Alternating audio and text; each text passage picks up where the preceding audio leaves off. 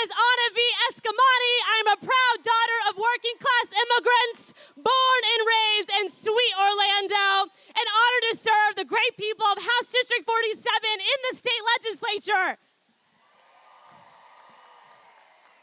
Let me first say, welcome to District 47! I love you back! Before I ran for office, I worked at Planned Parenthood. And before then, I was a Planned Parenthood patient and volunteer. Abortion is health care. Say it with me. Abortion is health care. And we have been on the front lines in Tallahassee and right here on the streets fighting for abortion access and justice. Can we take a moment to recognize this crowd today? Cheer for me. Cheer for one another. Let's hear it. Folks of every color, shape, age, cultural background, it's incredible. And I want to make sure that those in Tallahassee and those in Washington see us and feel our power. This is what Florida looks like. And together we say, no bans on our bodies. Now, there are a few reasons why we gather here today. Yes, we are motivated to take action after watching Texas pass the most extreme anti-abortion bill in the country. And just 2 weeks ago, a similar bill was filed in Tallahassee by Republican Representative Webster Barnaby. So yeah, we're mad, we're pissed, but we are not tired and we are not without hope. And we are ready to march and I say march and because we know that marching alone will not guarantee abortion liberation for all. We must march and take action today.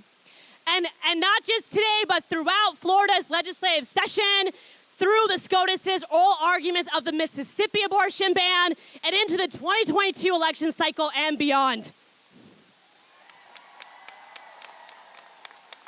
Now, I want to make sure that everyone has received one of our action item flyers. If you haven't gotten one, before you leave today, stop by our action tables. We have different ways for you to contact elected officials, get registered to vote, and of course, consider running for office yourself one day.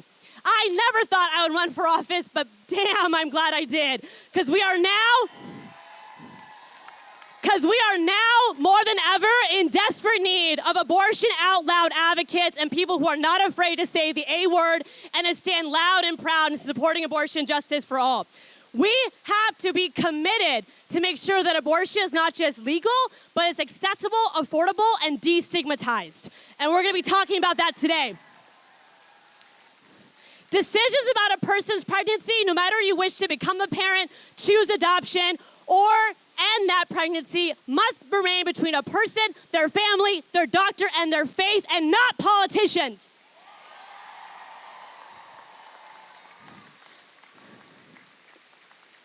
All and any abortion bans and restrictions are extreme and target people already marginalized by our healthcare system to deprive them of abortion access. It shames their healthcare decisions and puts unnecessary hurdles in the way. Today, we say enough. And before we march to the federal courthouse and back, you are going to hear from some phenomenal speakers that are based right here in Central Florida, fighting the good fight every single day. Speakers who reflect the diversity of the abortion justice movement, speakers who do incredible service, who are families, who are our sisters, our brothers, our peers, those who have been on the front lines doing what they can, not just on abortion access, but on other issues that intersect with abortion access as well. And so please, let's get the program started. Let's join me in welcoming our very first speaker, Rebecca Desir. Rebecca is a local of Fort Lauderdale, born to Haitian immigrants. In 2013, hear it for our Haitian diaspora. Refugees are welcome here too, y'all. Refugees are welcome here. In 2013, she graduated with her bachelor's degree in exercise science and health promotion from Florida Atlantic University. She later graduated with her master's degree in public health from Florida International University. She currently works as a program manager for one of our largest health systems in town. But really her passion is addressing health equity in Black communities, which led her to start her own nonprofit organization, the Black Health Commission, which you can find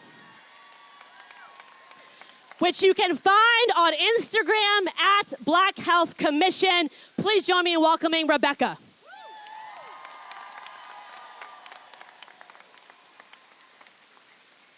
Hello, Orlando. My name is Rebecca Desir, founder and executive director of Black Health Commission.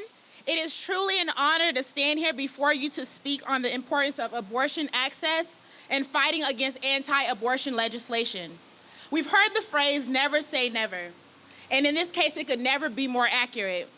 There are so many reasons as to why someone would choose to have an abortion, whether it is financial, sexual assault, they just don't want to become a parent, or they're already parents and need to take care of the children they already have. No matter what the reason is, we have the right to choose. We're here today to advocate and come together to rally for reproductive justice. With the recent passage of SB 8 in Texas and similar laws like it, it is necessary for us to show up and support abortion access because abortion is health care. Black people oppressed by this racist system already face disparities that determine the overall health, and by banning abortion access, this creates another barrier for us. We have the right to make the best decision for us, and laws should not be passed to control what we do with our bodies. When elected officials ban abortion access, it does not stop abortions. It stops legal and safe abortions. We've witnessed through historical data, because of bans like the one in Texas, pregnant people may resort to unsafe measures to end an unwanted pregnancy. We don't always know the reason why someone may choose to end their pregnancy, but the option to do so is so important.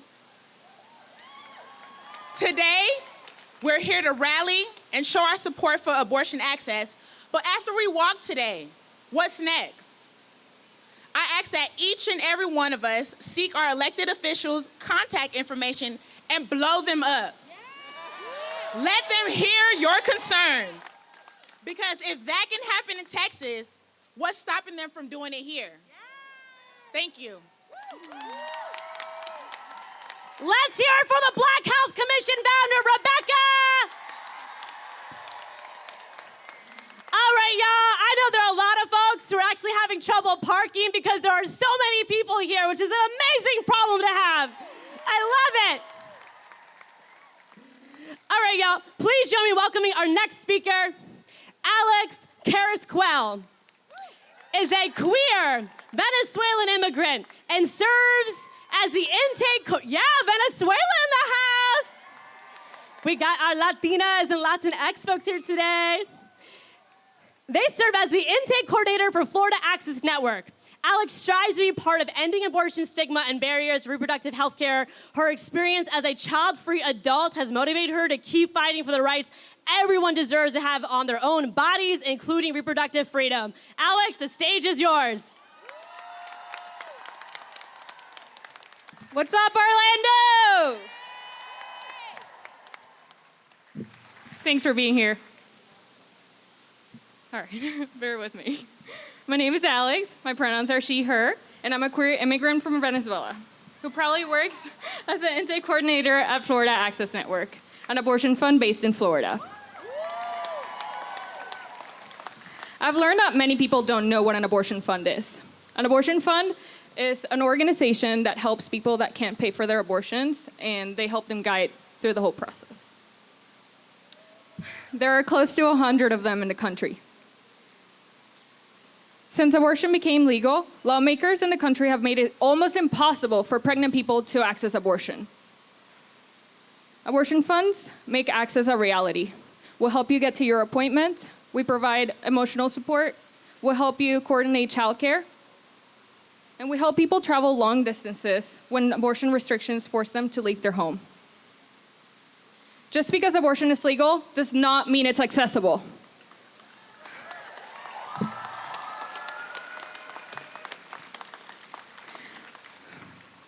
They do this to make people feel ashamed and question their decisions. Having an abortion or needing one does not mean that you need to be ashamed of it.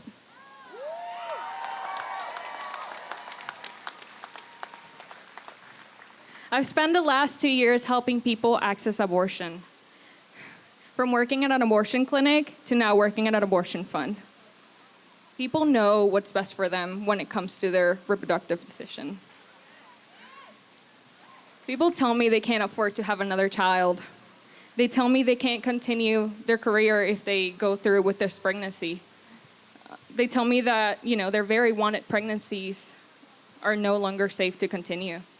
And they sometimes tell me they just don't want to be pregnant. But it doesn't matter why someone needs an abortion, because needing an abortion doesn't have to be tragic to be valid or necessary.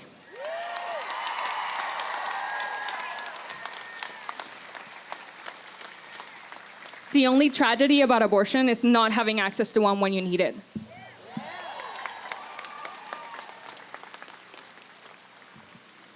We have to ensure that abortion is always an option for pregnant people. So here's my call to action for you. If you have the means, donate to an abortion fund, your local abortion fund, to help people be able to pay for their abortions. Volunteer with an abortion fund if that's something that you would like to do, and interrupt abortion stigma by talking about abortion in a positive way. Together, we can make sure that abortion is accessible, affordable, and free from stigma and shame. All right, I want to close this up with a chant to remind that everyone knows someone who loves someone who's had an abortion. So repeat after me. Ready? I love someone who had an abortion. Let's do it again. I love someone who had an abortion. Thank you.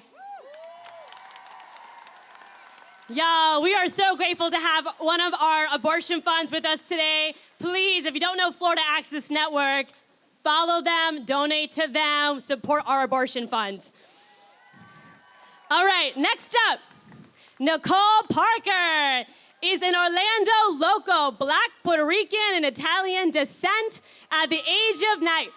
I hear our Puerto Rican diaspora here today.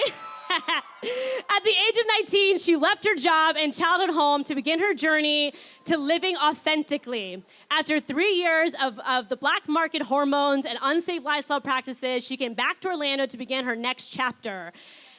Nicole's passion is advocating for human rights, protections for all, and the importance of everyone having a seat at the table. Nicole is the director of Transgender Equality at Equality Florida, and the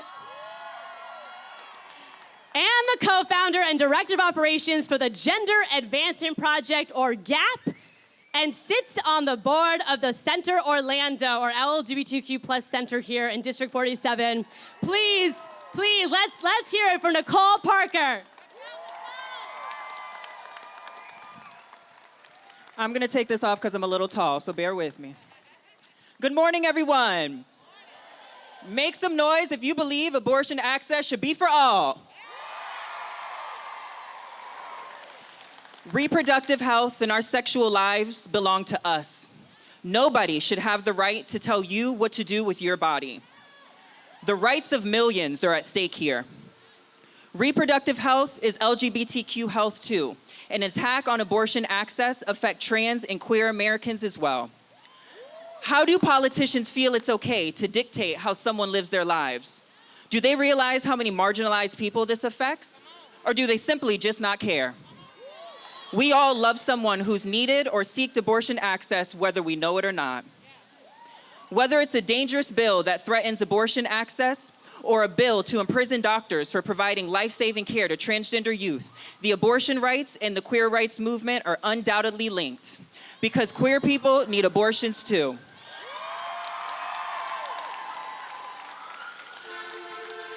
We consistently see the far-right extremists attacking healthcare access, both at the national level, statewide level, and school boards. Nobody should be telling us what we do with our bodies or getting in between youth, their parents, and their doctors. LGBTQ plus people also depend on healthcare services offered by facilities that offer abortion, which are also at risk. It is truly disturbing to see an attack on communities who already face high rates of sexual violence and barriers beyond belief when trying to access competent healthcare resources. We must continue to mobilize. We must continue to fight back because ending the criminalization of abortion and all aspects of reproduction is essential to affirming the rights to reproductive autonomy. Abortion already has so much stigma. When people hear the word, it already has a negative context to many, when in reality, it's a medical procedure that should be recognized and respected as any other. When I say abortion is, you say a human right. Abortion is? Abortion is? Abortion is? Everybody deserves competent healthcare providers. Everybody deserves affirming safe healthcare, and everybody deserves abortion access. I just want to take a moment to thank everyone who came out here today. In a world so divided, we have to stick together. Organizing like this is what creates change. It is a primal instinct to stand up for what we believe in and to protect our own. So look around. This is your tribe, and we will continue to fight until we always have abortion access for all.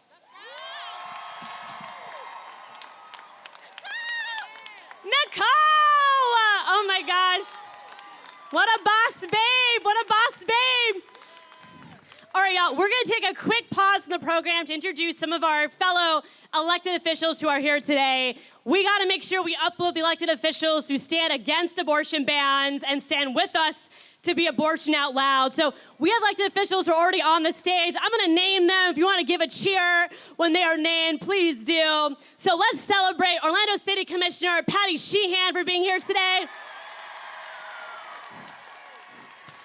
We have 3 members of the state legislature, my colleagues, which, by the way, they put Democrats in the back rows of the Florida House chamber. They try to hide us, but they will always hear us. So please join me in welcoming Representative Geraldine Thompson of District 44, Representative Christine Arrington of District 43 in Osceola County,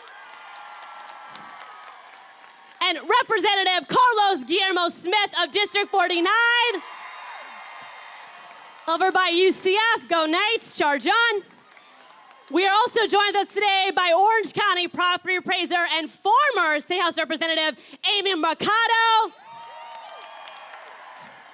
And finally, we also have another one of our Osceola County folks, County Commissioner Brandon Arrington, who is taking photos of his wife because he is a great supportive husband. So thanks for being here. All right, let's continue with the program. Please, everyone, join me in recognizing one of our abortion providers.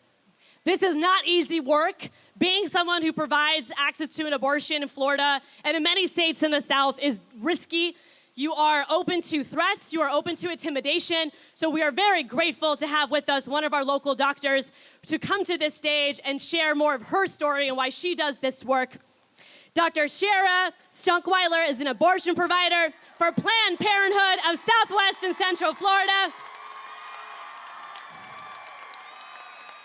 She received her BA in biochemistry and her MD from the University of Iowa Carver College of Medicine. She is the mother to 3 children who are also here today and a rescue pit bull. She is passionate about correcting the myths that surround abortion care, both about who seek it and those who provide it. Thank you for being here, Doctor.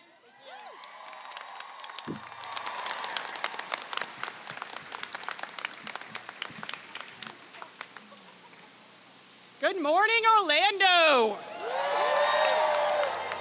My name is Sarah, and I'm speaking to you today as an abortion provider. To be frank, this is something that's a little bit outside my comfort zone. You see, until today, I'd gone out of my way to be covert about my career. For reasons that still baffle me, occasionally I'm the target of hate mail and harassment simply because I'm trying to do what's right for patients. But that's not the only harassment I receive. Even within my own medical community, there's stigma against my practice. Some insinuate that my fellow providers and I aren't good enough to practice other forms of medicine, or that we aren't skilled clinicians. In truth, all of the doctors I personally know who choose to do this work are exceptionally bright, skilled, and compassionate.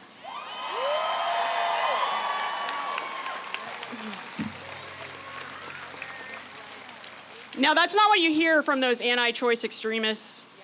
They love to paint a non-flattering picture of being an abortion doctor. But the truth is, doctors like me, we do this work for one reason and one reason only. We care about patients. The fact is, nobody does this kind of work for fame or fortune. Let me tell you, there's a lot easier ways to pay back your student loans than to be an abortion doctor. I can say unequivocally that it is a tremendous privilege to provide abortion care.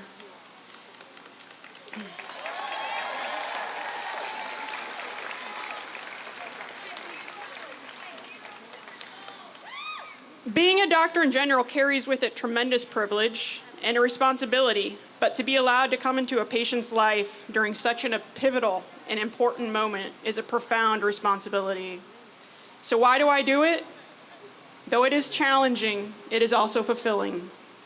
As aptly described by my young son, when I was explaining to him what I do at work, he listened thoughtfully to my explanation and said, "So, basically you take care of women's hearts."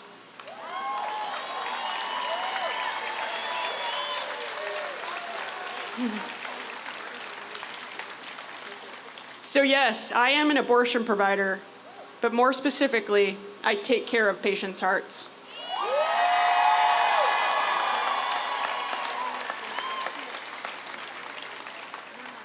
Speaking of the patients I serve, the adversity we face as abortion providers pales in comparison to what our patients face. I'm here today because of them. I'm here because of the fear I see in their eyes after they've endured insults and bullying and hate simply for seeking out medical care. How can you claim to love human life on one hand and be so cruel, so hateful, so void of empathy and common human decency on the other? Make no mistake, this cruelty, this harassment, and this bullying has an impact on patients' health. I can't tell you how many of my patients have been given false information, outright lies about future side effects and impacts on future pregnancies that stem from PR campaigns and political spin doctors rather than physicians. I'm here today because we are at the precipice of losing the right to abortion in the United States. It's already happened in Texas, and they're coming for us next. They may have taken Texas, but they can't have Florida.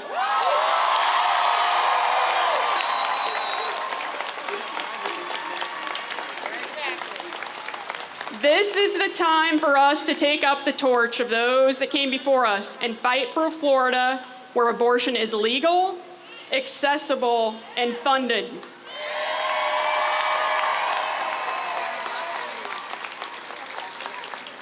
What the extremists don't tell you, what they strong-arm you into believing, is that abortion care is basic and vital health care. For many people, being pregnant is a life-threatening state. And no, if your pregnancy has put your life at risk, adoption is not a valid alternative.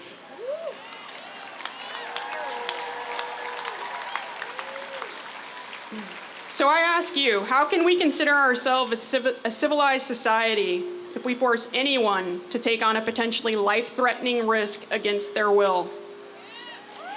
How can we claim that we are all equal citizens if we do not have the right to make decisions about our bodies for ourselves?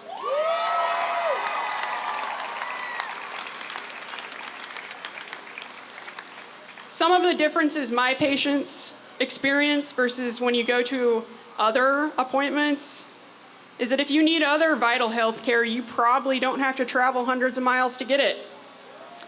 If you go in for another medical procedure, you won't be shouted at and threatened when you arrive. If you are lucky enough to have health insurance, your regular clinic visit or procedure is covered by your insurance or Medicaid, unlike your abortion. If you think about your average doctor's visit, you probably spend weeks looking up information, talking to trusted friends and families before making a decision. That's exactly what my patients do. They take this decision very seriously. When they arrive, they've done their homework and they know what they want to do. This makes it all the more painful that in Florida, our state government, not medical science, spells out what I must tell them, what I must show them, and how I must care for them. Can you imagine if we had similar rules about prostate exams?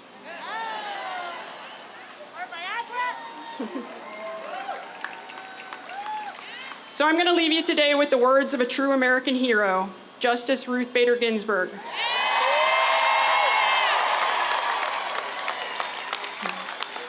She stated, "The decision whether or not to bear a child is central to a woman's life, to her well-being and her dignity.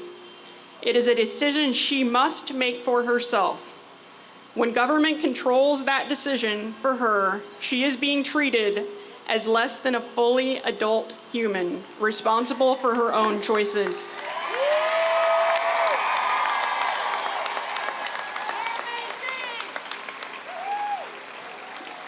Like so many of you, I'm busy and tired, and to be frank, I thought about not speaking today. I thought about letting the extremists win. Then I thought about the patients I take care of, the challenges they face getting basic health care. I thought about the courage and the strength that they show in the face of those challenges. And I thought about the marginalized populations whom this proposed law would affect. Once I considered all of that, I decided not only to speak, but to act. So Florida, are you ready to act? Are you ready to speak up? Are you fired up? Are you ready to go? Now is the time that we stand up for abortion justice. Fired up! Fired up! Fired up!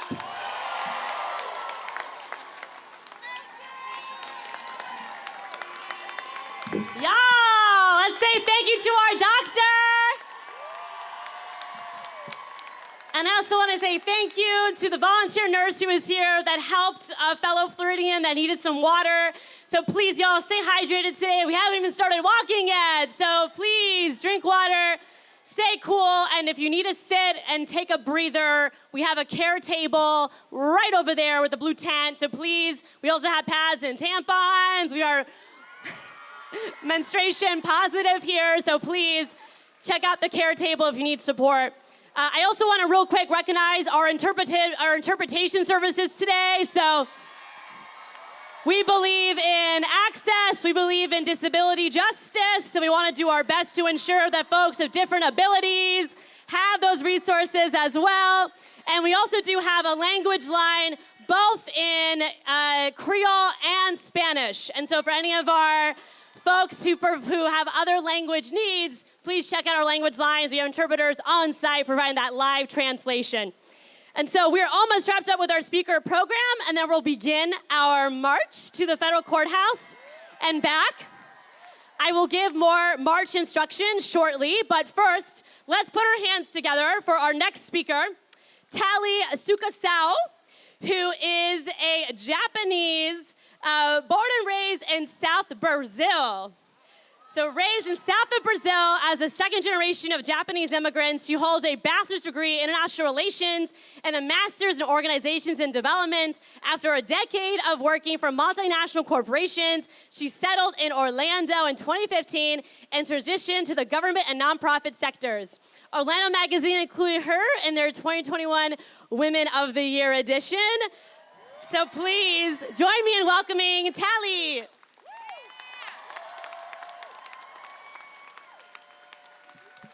Hello. Sorry, I'm a little nervous. I'm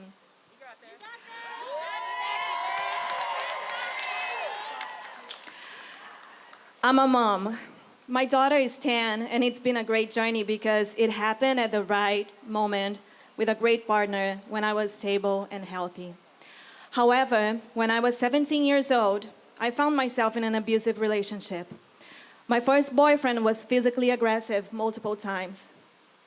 I tell my mom that the bruises that she saw in my arms, on my neck, on my face sometimes, I had gotten those during PE class, playing soccer. I never really played soccer. It was awful, and I was so ashamed. I couldn't bring myself to end it or report it. One day during that relationship, I thought I could be pregnant. And that was the first time I thought about ending my own life. Sorry.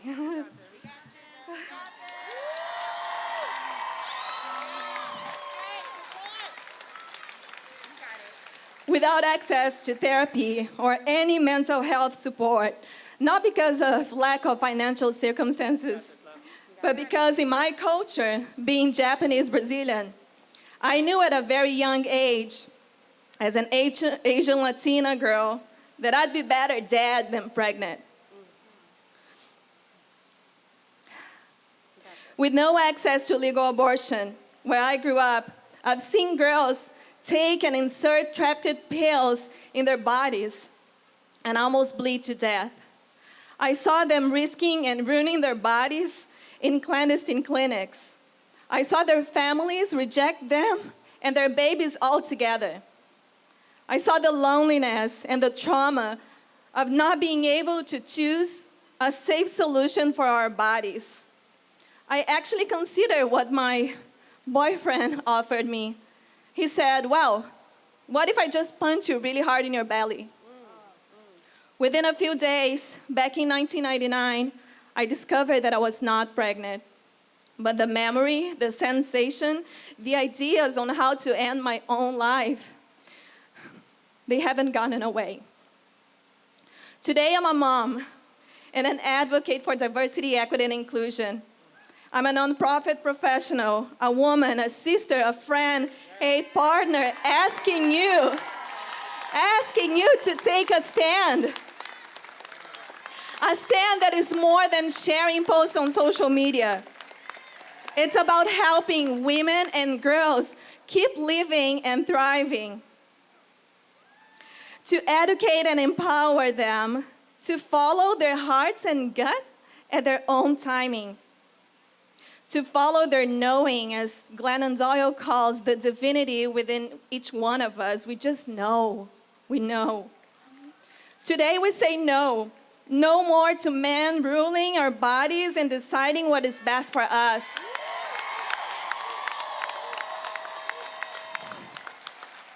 Not in our relationships, not in our families, not in our cultures, and definitely not in any sphere of government. Thank you. Sorry. Can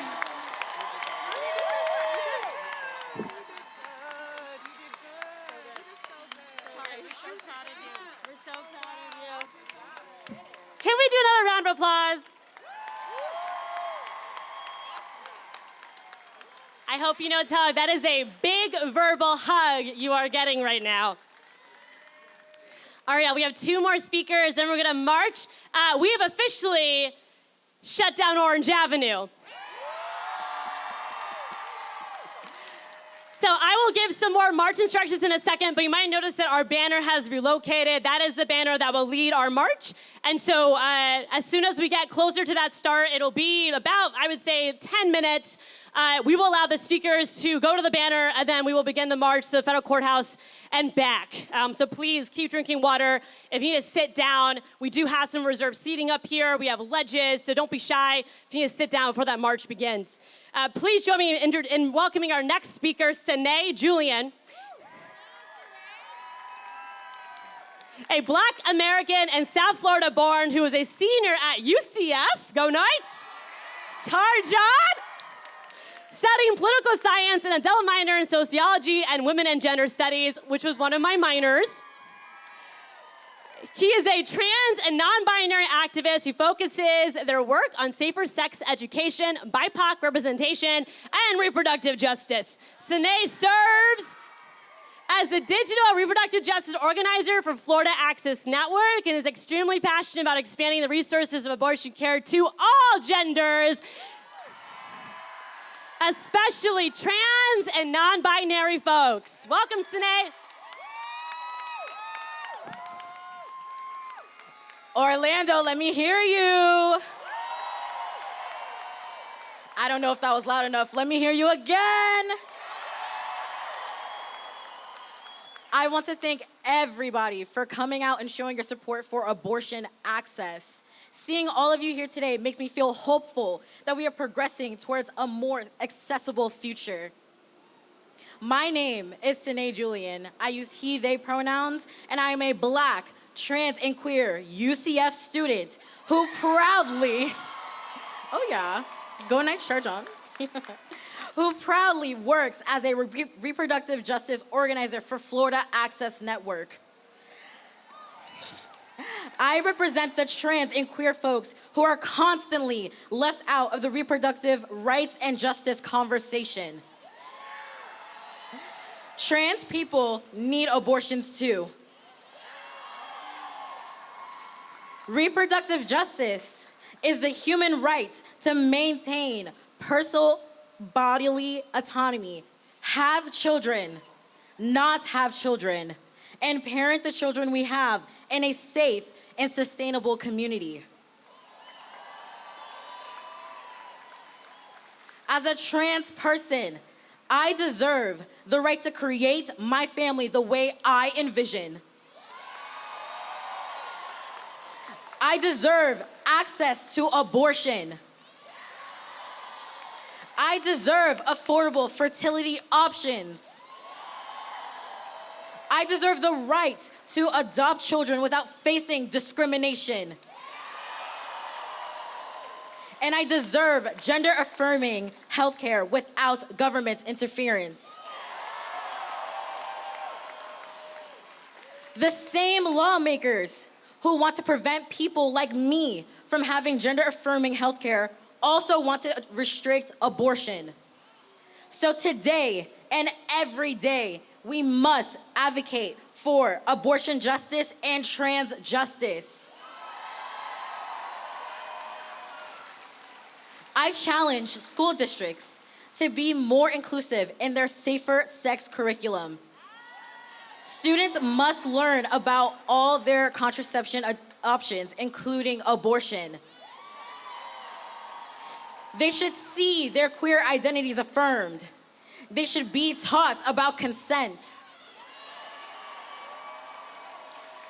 I challenge all young people, including my UCF peers,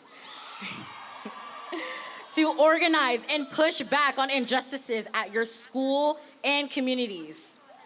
I challenge you all to support your local abortion funds and reproductive rights organizations. Donate, share content, volunteer. All efforts make an enormous difference. I challenge you to think outside of the heterosexual norm when it comes to abortion access.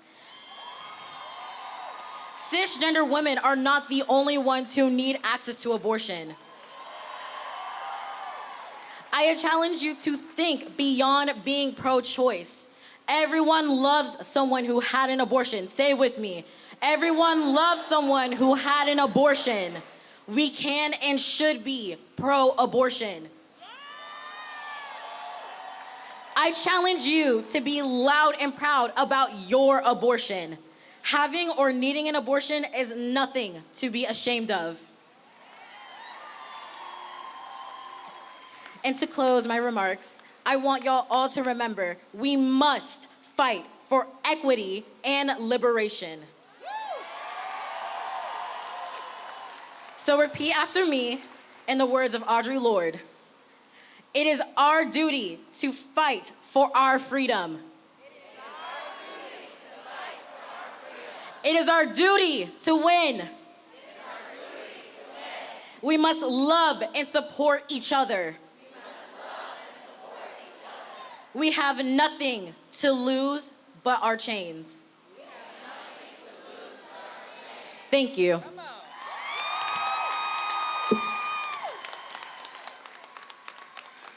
What a boss! Thank you so much, Ciné. All right, y'all, we got our final speaker for you, and then we will begin our march. Quick logistical update. We are taking down the streets, and so the crowd is large enough for us to have to do that. So Orange Avenue, we are coming for you. We do have marshals throughout the march wearing vests that will help guide the crowd and help lead the chants as well. But first, we have our last speaker for you today. So please join me in welcoming Ms. Shakia Hinton, graduate of Bethune-Cookman University, one of our HBCUs, and a POPCA local and the regional director of Central Florida for Florida Rising. The organizing efforts that she and her team have dedicated to Black, Brown, and Indigenous communities have stirred a passion and desire to see those greatly impacted by intentional discrimination organize and win. Shakia is the mother of 3 beautiful children, but believes that a woman should decide what's best for her body and family. Together, she believes that unity shifts power and power shifts culture. Welcome, Shakia.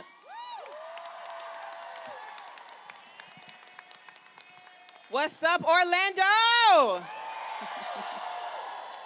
Y'all are beautiful. Good afternoon, beautiful people. Thank you, Representative Escamani, for inviting me into this space to continue the fight for reproductive justice. As she mentioned, my name is Shakia Hinton, and I proudly service as the Central Florida Regional Director for Florida Rising.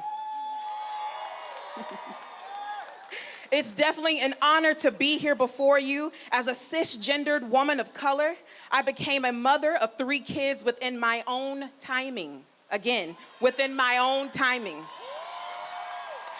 With the support of my husband and shared care within my village and community. However, I know that is not the case for those of us that are presently here and around the country. This rally, this march, this moment is not about choice, but it's about access, y'all. There will be a significant increase in maternal mortality for Black women, most women of color, and women who were assigned female at birth due to a lack of access to health care. It's time that we eradicate the sexualized and over-marginalized power systems that have been in place for years.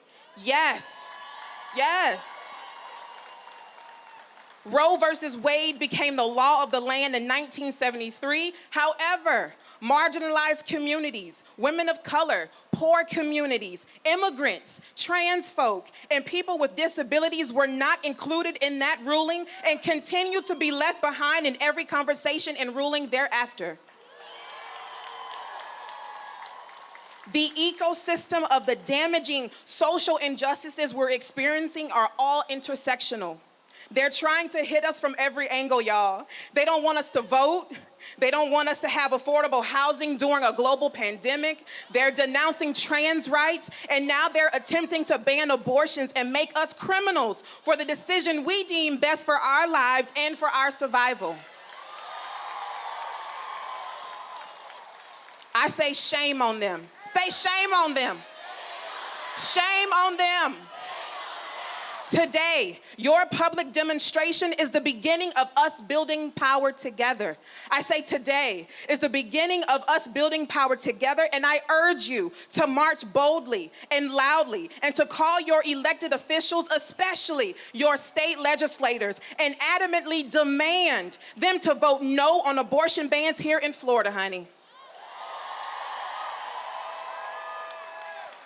You being here today is showing the state.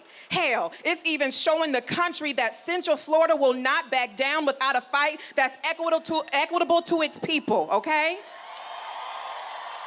I say we fight, we march, we tell them what we want. I say we fight, we march, we tell them what we want. I say we fight, we march, we tell them what we want. Let's do this, y'all.